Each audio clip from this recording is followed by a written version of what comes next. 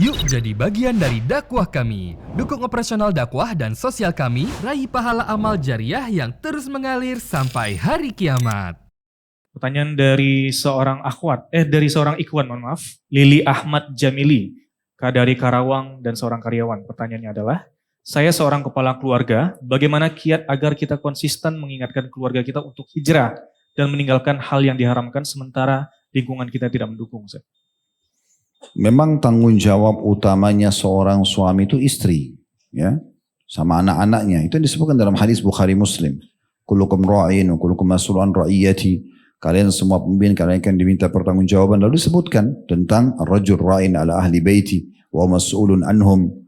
Seseorang laki-laki dia adalah pemimpin keluarganya. Di sini istri sama anak-anaknya dan akan diminta pertanggungjawabannya.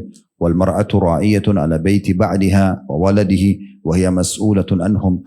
Dan juga para istri itu dia pemimpin dan bertanggung jawab terhadap harta, di sini rumah, makanan dan segala macam, punya suaminya yang dia tempat tinggali, yang dia jaga, dan anak-anak suami, dan akan ditanya pertanggungjawabannya. Jadi memang itu pertanggungjawaban gitu kan. Jadi makanya kita memang harus mengingatkan, bukan tidak mengingatkan, tapi memang kita jangan lupa firman Allah Subhanahu wa taala, ud'u ila sabili rabbika bil hikmah. Ini dulu yang pertama. Berdakwalah engkau di jalan Tuhanmu, sampaikan semua perintah Allah, larangan Allah, ingatkan dimulai dari tetangga bantal kita yaitu pasangan hidup dengan cara hikmah. Hikmah itu maksudnya bijaksana, mencari sikon, situasi dan kondisi yang tepat, retorika yang tepat, ya.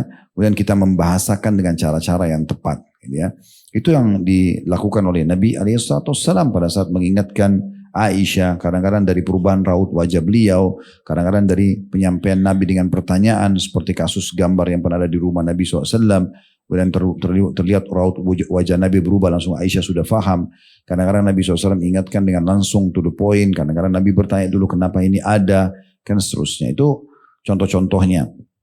Kemudian mau'idzah hasanah, peringatan yang baik. Peringatan yang baik masuk di dalamnya adalah, kalau misalnya ini contoh saja, pasangan kita nggak sholat, gimana caranya mengingatkan? Mau'idzah hasanah adalah ingatkan dulu, ini salah satu cabang bahasannya. Mengingatkan dulu tentang keutamaan sholat sebelum ancaman sholat. Siapapun itu, misalnya teman antum nggak sholat, jangan langsung bilang kau kalau nggak sholat masuk neraka loh.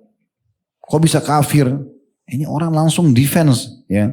Tapi bagaimana kita sebutkan orang sholat itu dapat ini, orang sholat itu dapat ini. Misalnya kita sebutkan keutamaan-keutamannya.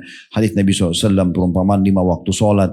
Seperti sungai di depan rumah seseorang antara kalian, dan dia mandi sehari 5 kali. Apakah masih tertinggal kotoran di tubuhnya? Maka begitulah perumpamaan sholat 5 waktu. Dalam hadis yang lain disahihkan oleh Al-Albani dalam kitab Sahih Targhib Tarhib punya Al-Mundhiri. Nabi SAW mengatakan perumpamaan sholat 5 waktu seperti orang yang sedang bekerja. Antara rumahnya sama tempat kerjanya ada 5 sungai.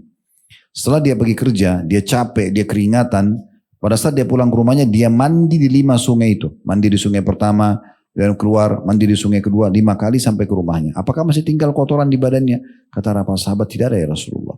Kata Nabi SAW, begitulah perumpamaan 5 waktu sholat. Misal, ini diantaranya. Ada ratusan mungkin hadis tentang masalah keutamaan sholat.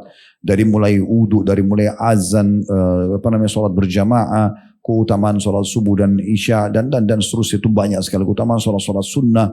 Dan banyak hal ya yang bisa dibahas. Itu bisa kita pilih keutamaan. Kalau dia sudah tidak terima, sudah diingatkan berapa kali nggak mau dengar dengan mengejar keutamaan itu, baru kita pindah ke at-tarhibnya, ancamannya. Nah itu mau'idzah hasanah, itu diantaranya. Kemudian kalau yang ketiga, wajadilhum billati hiya ahsan. Berdebat dengan mereka dengan cara yang baik. Ya kalau memang kita perlu sampaikan argumen, dan juga sampaikan argumen boleh, tapi dengan cara yang santun. Ya tidak saling menyalahkan itu ya. Kalau kita lihat orang yang sedang kita sampaikan argumentasi pada dia, dia juga punya argumen, kita hormatin. Dalilnya misalnya.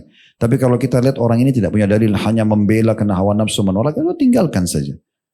Wa idza khatabahumul jahiluna qalu salama. Kalau diajak ngomong sama orang yang jahil, sudah terserah aja kalau tidak mau dengar. Kan begitu. Jadi seperti itu.